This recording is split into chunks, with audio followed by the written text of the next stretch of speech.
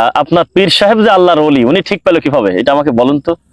মানে আপনার পীর যে আল্লাহর ওলি, উনি নিজে এটা বুঝলো কিভাবে, কিভাবে কনফার্ম হওয়া যায়, এটা আমাকে একটু বলেন। জান্নাতে সুসংবাদ প্রাপ্ত ব্যক্তি কান্নাকাটি করে আল্লাহর কাছে, আল্লাহ তোমার অনুগ্রহ ছাড়া আমরা ক্ষমা পাবো না গো আল্লাহ, তুমি আমাদের প্রতি ক্ষমা করো, আমার দয়া করো, আমাদের ক্ষমা করো আল্লাহ। আর আপনার পীর সাহেব তিনি ঠিক পেল কিভাবে যে আমি এখন কামিল হয়ে গেলাম, এখন আমি আরেকটা লোকের দায়িত্ব নেব। যখন তার কাছে কেউ এসে বলবে যে আমাকে আপনি মুরিদ করে নেন, তখন তো তার পিটানো উচিত। বলে কি রে, আমি আমার বিপদে বাঁচি না, আমার সাথে আমার আল্লাহ রাব্বুল আলামিন কি ব্যবহার করবে আমি জানি না, আবার আমি আরেকটা লোকের দায়িত্ব নেব? আমার কাছে ওহী আসে না, আমি নিজের ব্যাপারে এখনো শঙ্কিত, জানি না আমার রব্বুল আলামিনকে আমি খুশি করতে পারছি কিনা, আমি আমার আমলের সলে দিয়ে আমি আল্লাহকে সন্তুষ্ট করতে পারছি কিনা, কি আছে আমার ইখলাস আমি জানি না।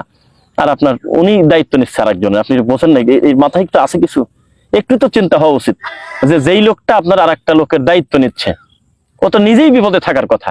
কারণ বিচারের মাঠে মুহাম্মদ সাল্লাল্লাহু আলাইহি ওয়াসাল্লাম তার মেয়ে ফাতেমা রাদিয়াল্লাহু আনহা তাকে পর্যন্ত বলতেছে, মা দুনিয়ার কিছু লাগলে পিতা হিসেবে আমি সাধ্য অনুযায়ী দেখবো, বিচারের মাঠ খুব কঠিন ব্যাপার, আমলে সলে করতে হবে, আল্লাহকে সন্তুষ্ট করেই পার করতে হবে, প্রত্যেকটা ব্যক্তি তার নিজের আমলে সলে করতে হবে, আল্লাহর উপরে আস্থা রেখে কাজ করতে হবে, সেখানে কেউ কারো রেফারেন্স দিয়ে জোর করে পার হতে পারবে না, আল্লাহ তাকে খুশি তাকে সুপারিশের অনুমতি দিবেন। তাহলে আপনি কিভাবে আশা করে বসে আছেন যে আমি পীরের কাছে মুরিদ হলাম, উনি আল্লাহর ওলি, উনিই বা ঠিক পেলে কিভাবে, আর আপনিই বা বুঝলেন কিভাবে? আল্লাহ এই গোলকধাঁধা থেকে, এই ফাজলামো থেকে আমাদেরকে হেফাজত করুন, আল্লাহুম্মা আমিন।